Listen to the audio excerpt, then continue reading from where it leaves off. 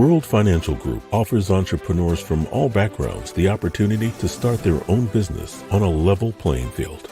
Dr. Yana Woodhouse, receiving the WCM Wall Street Pioneer Award by the United Black Wall Street of America, Inc., is one of those entrepreneurs. I see WFG and TFA as a place where African Americans with an entrepreneurial mindset can flourish. And the bonus, we help families and serve the communities across the country. To learn more about us, go to worldfinancialgroup.com. We are the sons and daughters of the soul. We are resilient and forever forward-thinking.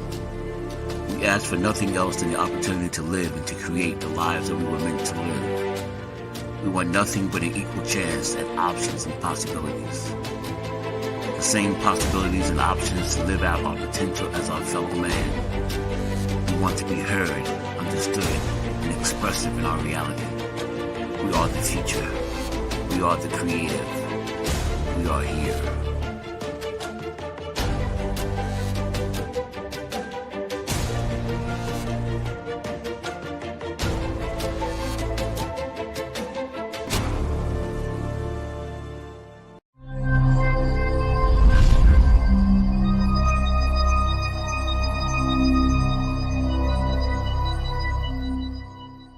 This is Kia Rogers, and you're listening to Urbanology with my dad, Tony Rogers, on WHCR 90.3 FM New York.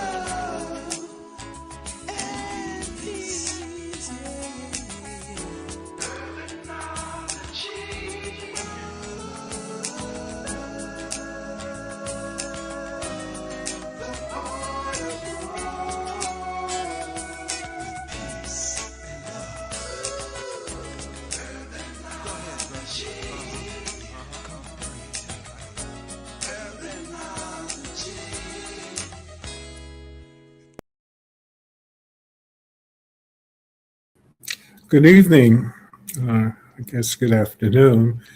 I'm just looking at my phone. There's, in New York, there is another flash flood warning of the weather. You might have seen it on the internet. I think it was the day before yesterday. The rain was washing cars down the street in the Bronx. I mean, whoever is saying that global warming is fake news, I'm not sure how they can explain some of the things that have been taking place throughout the world. Nevertheless, we're here. We're survivors, and we will continue to do that. I have two very interesting guests. Well, I like to think all of my guests are interesting, but these two ladies are a step above just being interesting. They are achievers, and my pleasure is to introduce both. I know Sharon is going to have to leave soon, but I want them both to be on. So please welcome Sharon Cox, who is my first guest, and I got my phone here, and I got alerts on it, but she's the chair of the National Organization of Blacks in Nutrition and Dietetics, and Nobian. And she brought a group of people to Harlem on Saturday, and they spent some money at the hotel and some other things. So it's a national organization, but I'd like to thank her for looking at Harlem as a location. And also I have a person who will not be a stranger to this show because she's the new executive director of the Harlem Tourism Board, Ingrid Prescott. And Ingrid is, wow, she's just a very interesting lady coming out of the corporate world. And one man's heaven is another man's hell. So when she left the corporate world and started to do things for not-for-profits, like writing grants and all of that, the mind of the universe smiled on me, and for some reason our orbits connected. So, and Ingrid is going to, I'm going to talk a little bit more about some of the things that she has planned. But first, I have my first guest here, Sharon. And, well, you are the chair now of this national organization. Congratulations. Thank you. Before we get into the organization, give your exact title. My exact title is the chair of the National Organization of Blacks in Nutrition and Dietetics. So that's the title, the chair. But as we get into the interview, I'll tell you how it impacts on a national level. So it is a national position, but across the country, we may have 115,000 registered dietitians. Black dietitians only represent 2.8%. So about 3,000 dietitians across the country are registered dietitians of African American descent. So a very small percentage. So I'm proud to represent that group nationally. And a lot of people, I know I had never heard of it, and I'm glad that you came here because now people will be able to have a better understanding of it, especially in Harlem. I'm sure throughout the country those things have happened, but tell us actually, Nobaden, what is it that you see in that name that attracted you to take this position? Okay. And if you don't mind, I'll digress a little bit. I wanted to emphasize that I'm from Harlem, born in Harlem, grew up in Harlem, went to Lehman College undergrad as well as graduate school at NYU. And so my focus has always been on nutrition. And I think the experience in Harlem, because Harlem is an important community, it's resilience, and there's so many opportunities. But what I did see in growing up, the disparities that existed in many communities. And I knew I wanted to dedicate my life to making a difference in nutrition. So I would say over the last 30 plus years, I've worked at many healthcare organizations. I spent 10 years as the director of food and nutrition at Memorial Sloan Kettering Cancer Center in New York, and here in North Carolina at Atrium Health as the AVP of food and nutrition. And so most of my career has been in nutrition, but I've also been a volunteer leader. And I have been part of our national organization, the Academy of Nutrition and Dietetics, where I served as a board member for over 3 years. But that was on a national level and didn't necessarily represent African American professionals. We were part of that group, but a small percentage. And so what led me to Novadan is I wanted to give back to the professional group that supported me and my community. And that's what made me run to be chair of Novadan. And to me, it's a full circle moment. Well, and you answered the next question as to why did you bring the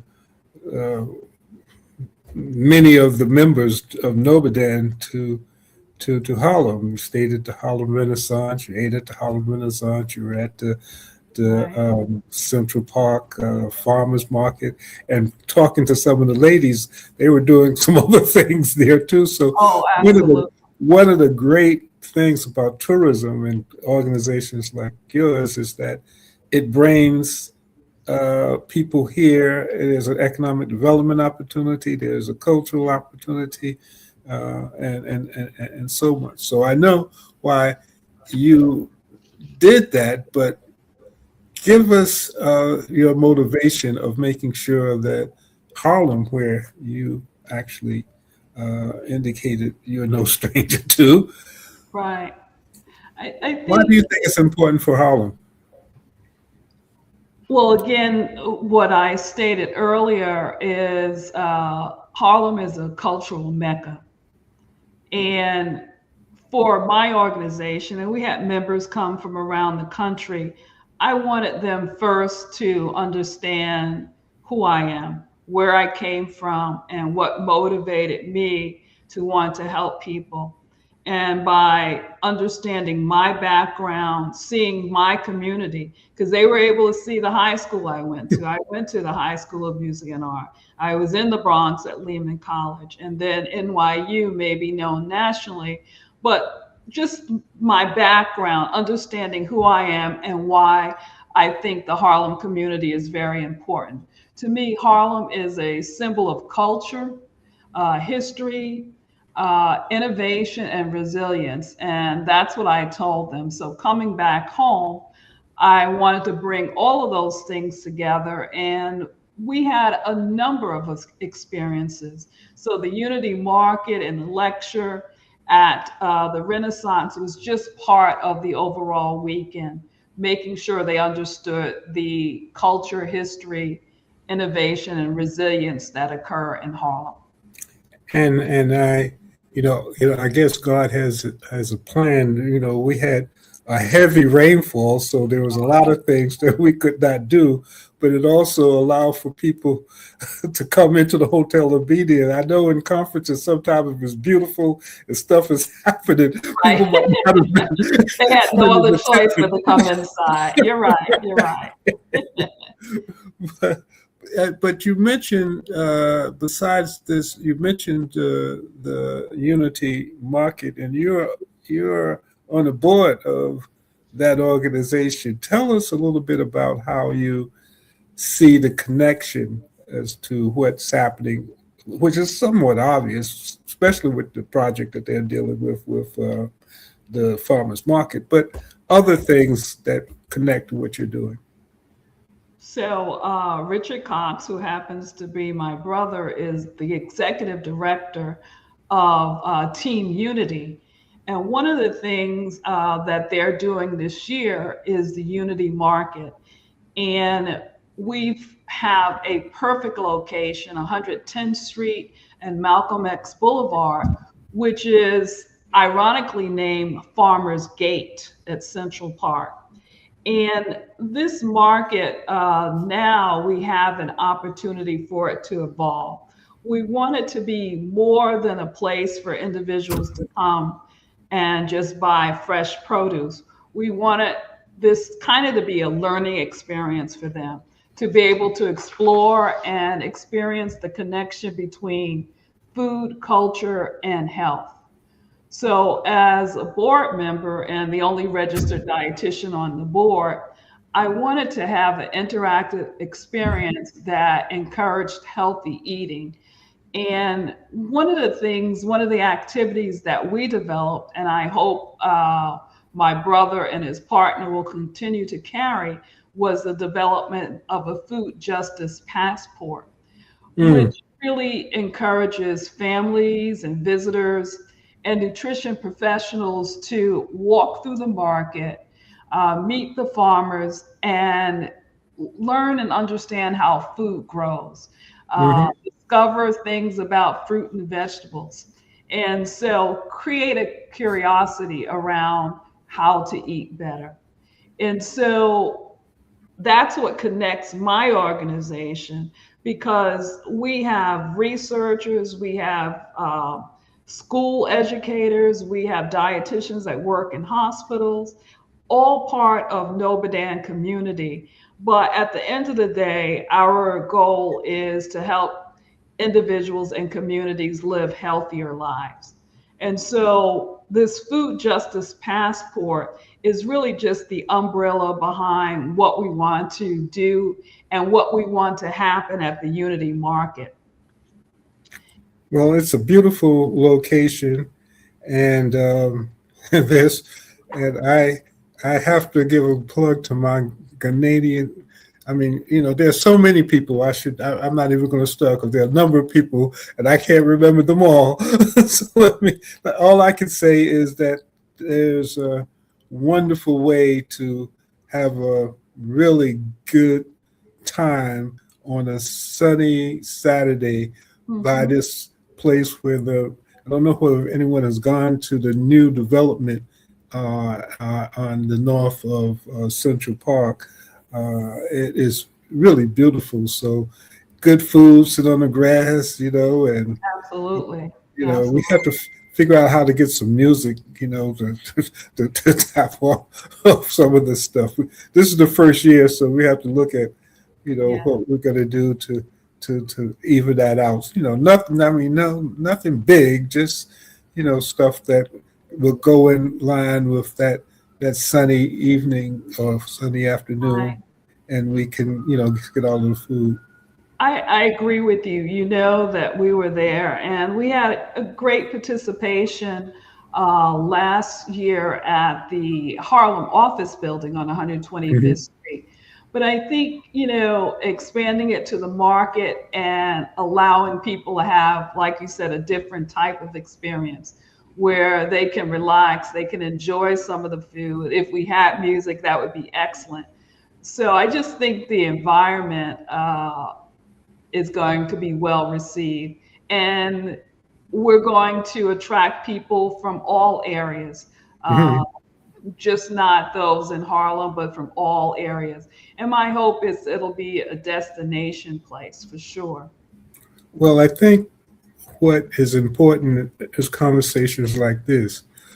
What we're saying is not only is it a way to really focus on the concept of food as medicine, but with people like yourself, your organization being connected, uh, uh, and Chef um, uh, Jay, who is working with Richard, it's something as it grows because there's plenty of room for expansion where you guys are located at. It can be Absolutely. not only a place to go to, but a place to learn how to eat and use food as medicine. And I think that that's going to be a very important marketing plan. And Absolutely. I'm glad. Tony, if I lived here, I am in Charlotte, North Carolina, and I try to come back monthly. But I do have a group of dietitians in the New York area, and we do hope to expand this to be more of a learning experience. For instance, one of the things we had was a rainbow produce challenge where we asked individuals to go visit the farmers and pick out foods of different colors. So, Mm, for instance, if it was red foods like tomatoes and strawberries or watermelon, tell them that supports heart health, or orange foods like sweet potatoes and carrots, the beta carotene for healthy vision and immunity. We have a number of dark leafy greens such as collards and kale and spinach. And again, those are nutrients that support bone and health and heart health. And purple and blue vegetables like blueberries and blackberries and eggplant are powerful antioxidants. And so as they go around, pick up the food, we're connecting it back to the nutrients and what's the importance of all of it. And so we have 2 to 3 challenges. And at this point, when they do complete it, we are a, we do accept SNAP at the Unity Market, and we do have the New York State Healthy Bucks. And so as people learn, demonstrate what they learn, they can receive those healthy bucks, and also the farmers and some of the vendors accept SNAP. So it mm. is full circle. right? And the cities is, I believe it's the city, the map that they have, that the market on 110th Street is on it. But if you go to your elected official office, you can get, and you show them, where you want to go. They will give you these bucks. I think Right. there's they're bucks. They're $10 or whatever, and you can actually use that at the market in order to make sure that you're purchasing good, fresh, organic food, which is really a great idea. Yeah, yeah. So I can really see this growing. And you will see more of a nutrition component, if not in the month that comes, definitely by next year, our second year at that location. We'll have it together with more dietitians on site.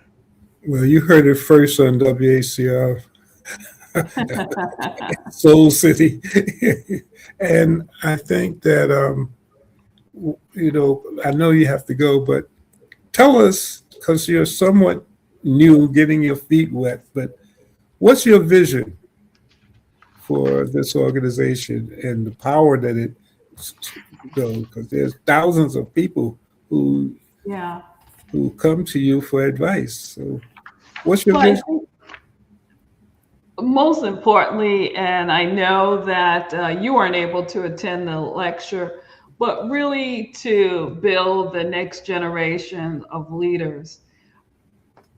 We do now understanding the importance of food and food as medicine, that if we eat right, especially from a young age, it really decreases the chances of those chronic diseases like diabetes, hypertension, high cholesterol. So food is really important and it's really central to health. And so my role as the chair is to create awareness first about what dietitians do, and then how to be in touch with dietitians that represent you, that understand your cultural foods, and be able to assist you. But the second part is really to do events, to showcase nationally. We have to strengthen national partnerships. This particular event was supported by the Center for Black Health and Equity out of Durham, North Carolina, and they are a national organization, and also the National Pork Board. And so having partners and being able to provide programs and resources nationally is another piece. And then most importantly for us, to become a registered dietitian now requires a master's degree, and for you to pass a exam similar to most professions. And some of those individuals in our community have struggled financially to be able to get a master's degree, and if so, able to pass the exam. And so many of our dietitians have spent time preparing them for the RD exam and helping them financially get grants and support to be able to complete their master's degree. Well, that's another something that I think that we should promote a little bit more, as far as people who are in that situation, that they know that there may be some options. So between, Richard or Soul City or some of the others, I think we need to talk about that a little bit more, because that's a very important, I would love that. I would love that. very important part of it. All of the other things that you said are important, but what you just said, as it relates to preparing young people and to giving them encouragement, because it is frustrating to not be able to be on the same level, especially now with the DEI stuff. Absolutely. Absolutely. For us to be prepared, and we'll have to talk about that and how we can best get that message out, because I think that's important. I'm glad. Yeah, and again, like I said earlier, if you think about, there's about 115,000 registered dietitians in the country, and only about 3,000 are from African American descent. We have a lot of work to do to increase that number. And we believe some of the barriers may be the requirements for the master or even taking that exam. But I think if we start eating right at an early age, if we start Absolutely. preparing our minds at an early age with the tutoring and support of people like yourself, because that's the way it was done before integration. A lot of people say segregation brought out some of the most brilliant minds that we all are brilliant. Right, But you could be in a system that can dumb you down and make you right. think that you are not who you're supposed to be. So, at any rate, Sharon, I appreciate you taking the time. I promised you Mhm. that, but you can stick around, if you want, as long as you want. But I will let you off the hook. But again, if people want to find out more about your organization, how do they do that? Um, you can go on and research novadan.org, NOBIDAN.org, or email me at what the email address you see on the screen. Tony, I do want to thank you, and I always like to leave this thought as part of our Novadan. I guess if we have a motto, we talk about food is a common language. It tells the story of our culture, our families, and our communities. When we make healthy food accessible, affordable, and culturally relevant, we are not just feeding people, we're creating a healthier future. And as the chair of Nobadan, I truly believe that. And that is why I'm energized to do what I do. So, again, thank you again for having me.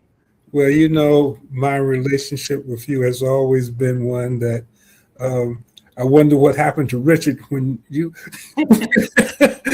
was not looking to. So what the hell? No comment. They No dropped, comment. they dropped him on his head or something. You know that is your best friend, so but yeah, no, I still But own him. I still that is own my him. buddy. Both of you are extraordinary.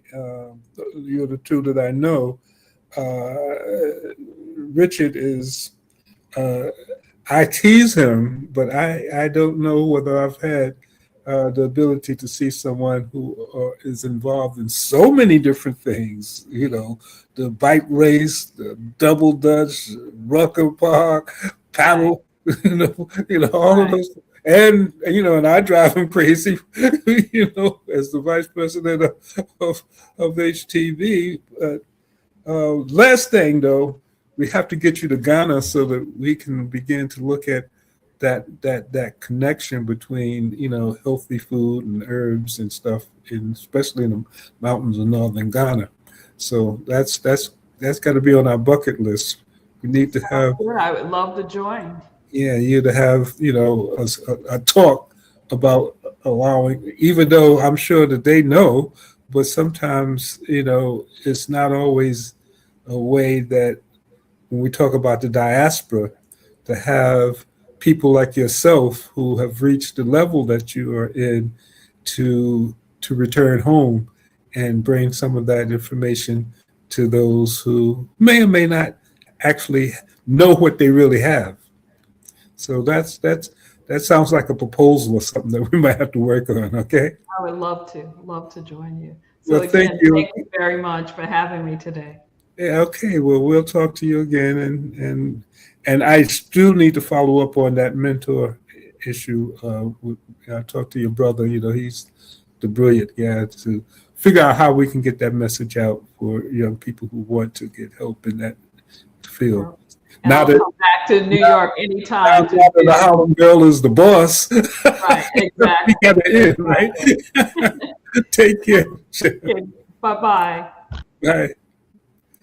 Uh, Yes, again, one of the beautiful things, and I always give gratitude for being in the orbit of Matt McCoy and his Soul City team that allows for us to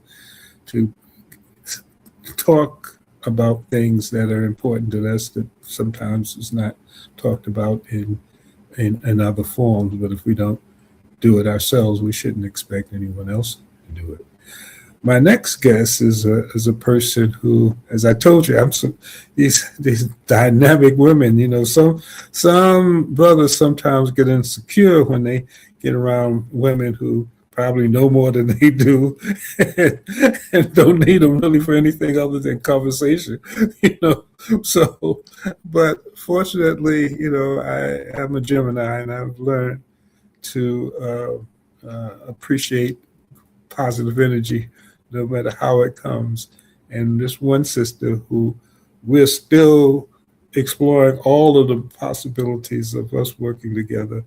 But so far, I have been amazed. And as I said before, you'll see more of her, and perhaps more of her than me. And you probably want to see more of her than me because she has her stuff together. You know, I'm all over the place. But I'd like to introduce Ingrid Prescott, the new executive director of the Harlem Tourism Board. Hello, Tony. How are you? I'm doing fine. This is my lucky day. I'm able to allow for people to understand that there's some brilliant people in the world, you know, and you're one of them. Ingrid, tell us a little bit about yourself and what brought you to now be the executive director of the Harlem Tourism Board. I do truly believe it was an act of an energy source that I do throw my life to. And I believe that things happen for a reason. I've had an incredible, successful career in the corporate sector. And I've decided it's time to put that good talent and energy into something that has always been dear to my heart. I grew up in Harlem. I am Harlem. Harlem is my life. Even though I moved away 40 years ago as a single mom, but I'm back to pay forward to my people what many don't have because of the lack of knowledge, possibly. So I'm a grant writer, something I'm very passionate about for well over 25 years. I also just very select on who I choose to do work with when it comes to grant writing. But it's still many things that I learned about as a compliance internal audit specialist that many people in the Harlem community don't know about their rights when it comes to landlord tenant issues. So I launched my business called Goat Closer. You know what GOAT stands for. And I'm a resolution specialist. I solve problems. That's what I love to do. And Well, that's why we get along because I got a lot of problems to solve. the I'm word sorry, no is not in my vocabulary, and the word no is not in my vocabulary. So what I definitely want to do is, even as executive director, have initiative programs for the elderly because they truly are bypassed. They're never even given the opportunity to have a voice. So I want to create a free workshop for tenants throughout Harlem. And I'm going to definitely partner with, the community boards 9, 10, 11, and 12. And just help me help you. So that's my platform. Help me help you. And what I love about what you created, Tony, and the gift that I have been blessed with, our path crossed for a reason. And it's to make people globally understand the untapped, credible opportunities we have up in Harlem. And just speaking to you, learning that Harlem is a city within a city, which is also our tagline and campaign, New York's cultural anchor, because it's an untapped market in the sense that most tourists, when they come here, they get saturated down Midtown and around 3 to 5 days when they're traveling here. And like I said, it's Midtown, really not above 59th Street sometimes. And, we just have so many great opportunities that we're putting together, the Harlem Tourism Board, internationally, nationally. And I'm getting a lot of requests, what can I do for you? Because again, the Harlem Renaissance is alive and it has never gone, and the energy that I have, I'm excited that building these relationships, closing gaps, I'm what I have been given though, Tony, and I do need to disclose this to you, is that I build stakeholders, I build relationships. That's what I'm good at doing. Working in silos, I don't understand what that means. If we want something to happen effectively in our community, in the Harlem community, we can no longer work in silos, especially if you don't have the purse string. No. So I'm just excited to be back for my people, and Harlem is an untapped market, but no longer. Yeah. Well, a couple of things. One, it's not necessarily an untapped market, but it's really the question of who has not been able to tap. Good point. Very true. Because all of this development, all of this stuff that has taken place has had interesting effects on everything. I mean, the tourism industry in and of itself has a lot of different types of components to it. I think what you bring to the Harlem Tourism Board, or that type of understanding, is that there are things that have to be done in a certain way in order to grow and to build.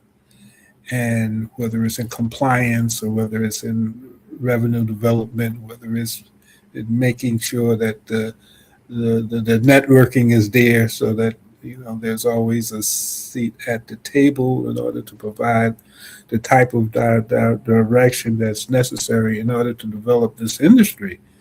Because when we talk, just the conversation that we just had with Sharon, she brought 40 people to Harlem. They stayed at the hotel. They had lunch. They was at the, there are many people who can do those things if there is guidance and direction and places in which they can go to in order to make that happen. By reshaping our website, by doing a couple of other types of things that allow for the city within the city to become truly the city within the city. You're absolutely right. And sometimes it's lonely being a visionary, because you see things and you talk about them, but sometimes people are not necessarily seeing what you see. I was overjoyed when I started talking to you and seeing that you saw what I saw. That was a manifestation. I believe that if you Absolutely. think about something long enough and you are looking at doing something positive, there's the mind of the universe that will work with you. But I am very happy that you have decided to put some of that energy here this way. And really, it's really to allow for, and the reason why I'd like for you to be on the show more often when you have the time, is to see some of the things that we don't always have a chance to talk about, or the relationship, for instance, with Richard Cox, who because he's the vice president of the Harlem Tourism Board, but his sister, and some of the other things that takes place, or the Matt McCoys, as who's the head of Carrying the CEO. torch. So it could be, and there are many, as we start to explore and talk about how we develop revenue and create a way to take advantage of the tourism and hospitality industry in the greater Harlem area. There are ways, I'm sure, to provide the opportunities for the soul cities of the world to to really be able to expand and create the type of mechanism that will allow for the 26th largest city in America, which is the Greater Harlem area, to truly do what it can do as being a city within a city. And I just am overjoyed that you're here. But tell you, because you're modest, but tell the listeners and viewers a little bit more about some of the things that you've done in the corporate world and what allows for you to feel comfortable in doing some of the things you're doing now. Well, thank you for that. So, first of all, this appointment, this assignment you have given me, I am honored because I know the gifts that I have, and it's time for me to utilize them. So, I've worked with Rose Washington. She was appointed by former President Bill Clinton to manage and upstart the juvenile justice system. And I had the pleasure of meeting her beautiful daughter, Tanya Washington, skiing in Aspen, a Black Enterprise event. And we got to talking because you need to meet my mother. And I met her, and I was appointed assistant executive director for Berkshire Farms. And I literally helped grow her endowment. So I have a gift of growing endowments. I love working with non-for-profits. I'm very passionate about non-for-profits. I teach workshops in non-for-profits in terms of how to raise money. And one of the clauses that we sometimes come across when we're doing grant writing is that we ignore RFPs. We ignore what the funder is requesting and requiring. And I've pretty much learned masterfully how to give them what they're asking for. It's so much money out there, like a plethora. There's a big bank for the Foundation Center that basically has an open book, an open checkbook. But again, they want to know that you're utilizing their monies properly, you're allocating it properly, and you're utilizing what you asked for and how successfully you're executing it. So I just love doing it.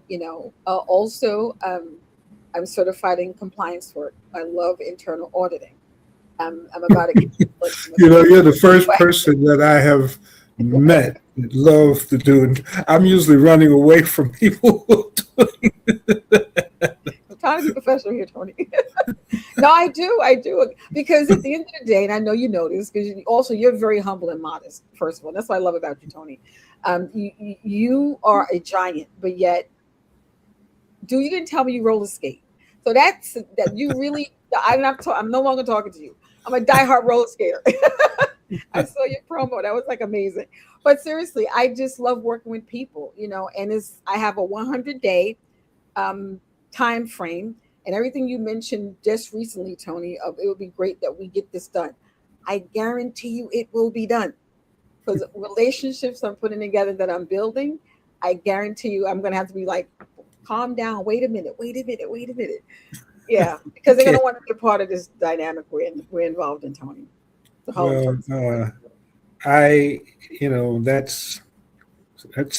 music to my ears, because I know that there is so much based on being in this on this journey, I should say, for the last almost, I guess, 60 years. I mean, Harlem Day is going to be 52 years, August the 16th.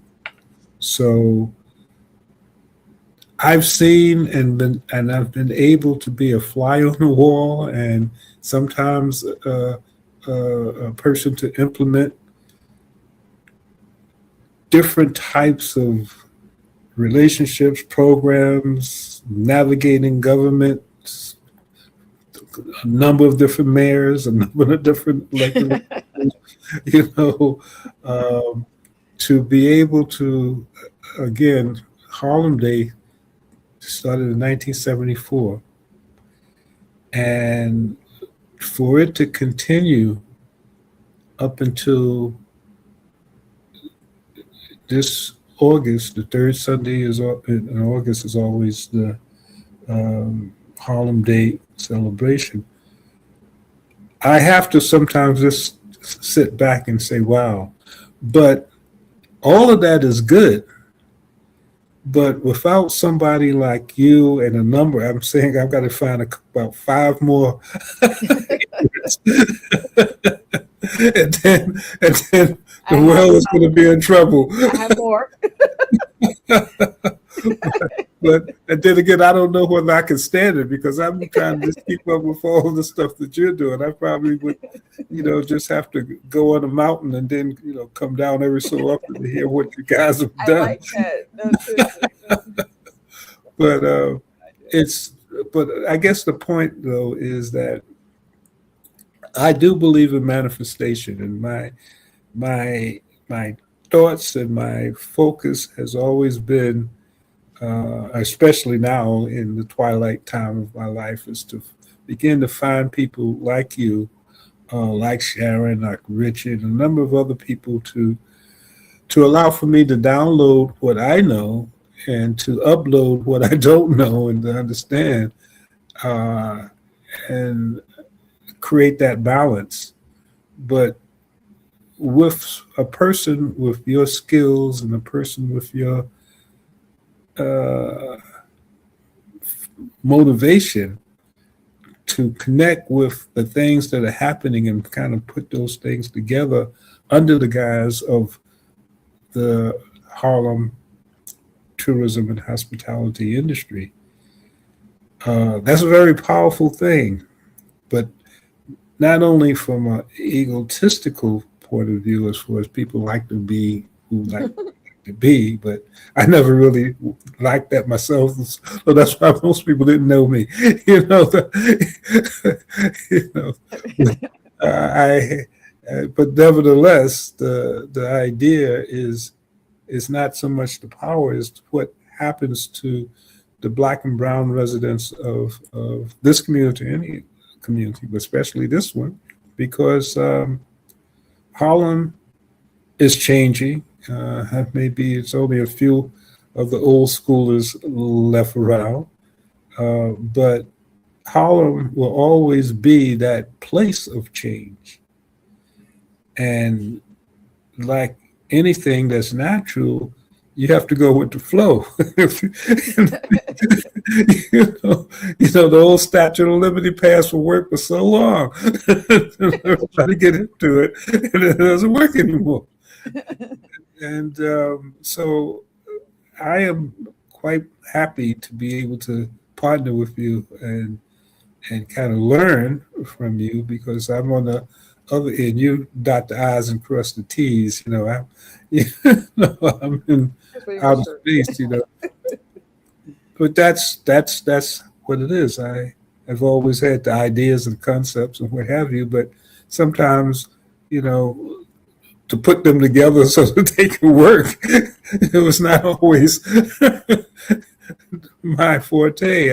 I could, do some other things, but nevertheless, But your work will not be, I'm saying this to you, and all your passion, all your vision, and who you are as a person will not go in vain. What you've done to the Harlem community. I know this personally. I do my homework. I would have never agreed to sign on if I did not believe in your vision or your mission about the Harlem Tourist Board. Well, it's always good to have someone to say that, and I believe that is true based off of your perspective. For me, it's just something that I suppose I could be in other places, but what I've been doing for the last, I guess, 60 years, even though I always said, wow, I wish I had the money to buy that. I wish I had and I probably could have had that, but to be able to know that you actually changed the lives of a large number of people, to be able to understand that. And I guess that comes from sacrifice, because without sacrifice, you're not in the position to do that. But to be able to be there and to do that, um, no matter how I look at my sometimes depression when I can't do what I want to do because I don't have the money to do what I want to do. At this point, that's going to change too, probably, because Yeah, I'm still looking for my yacht, and you're invited on my yacht when I get well, it up. I don't necessarily. I mean, that's nice. I don't necessarily need that because that causes more problems than not. I just like to be invisible, but to be able to go where I want to go and do what I want to do, and not let anybody know what I'm doing. that's that's how I want to look at things. But I look forward, and if and I didn't ask you before this, so you have to answer me the best way you want to.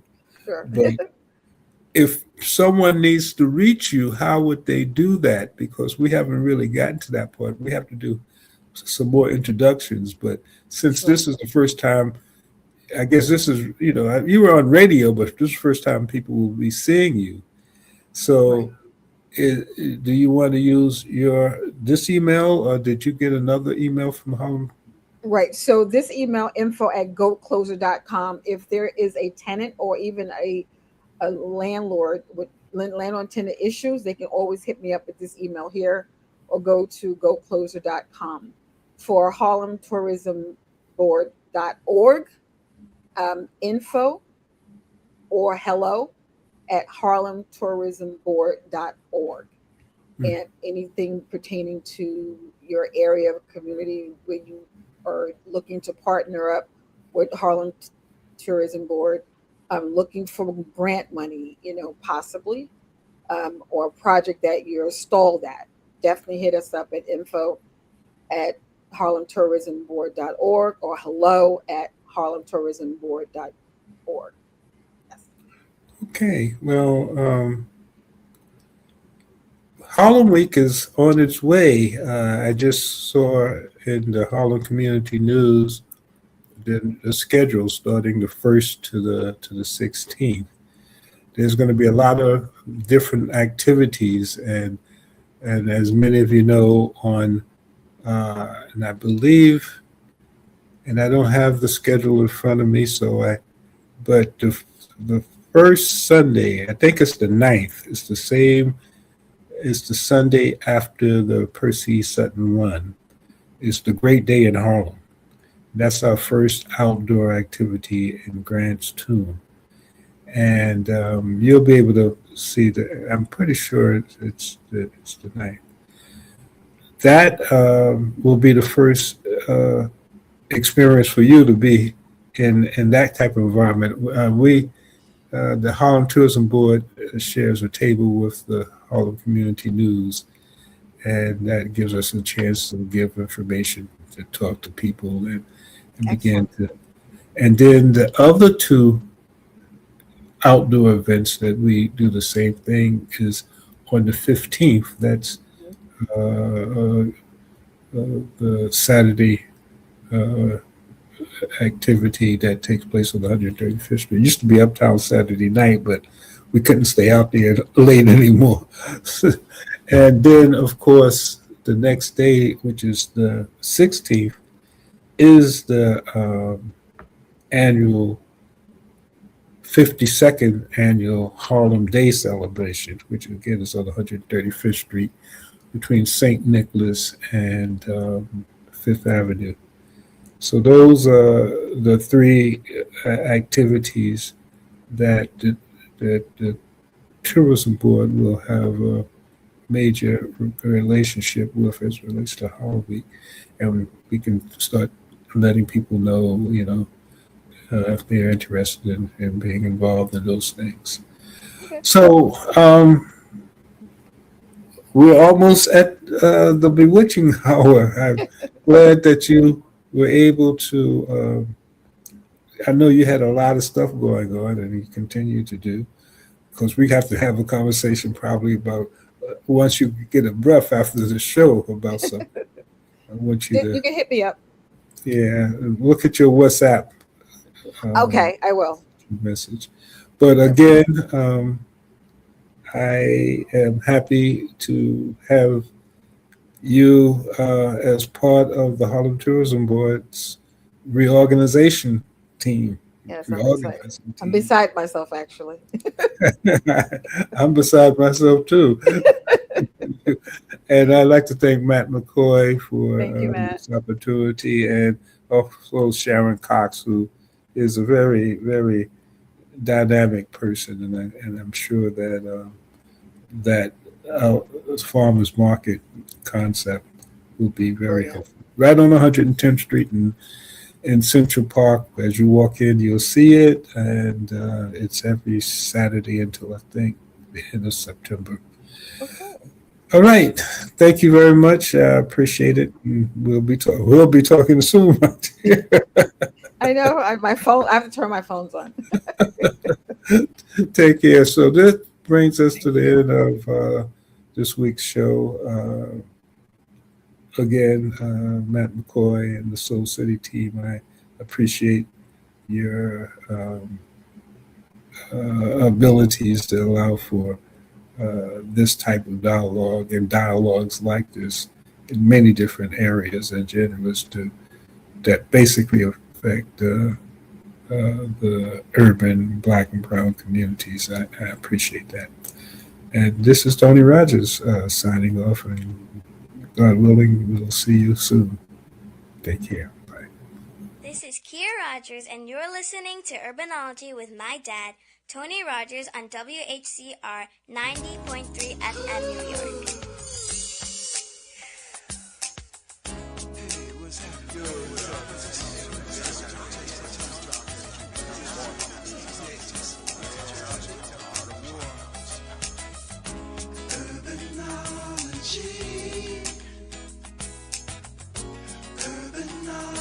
Urbanology.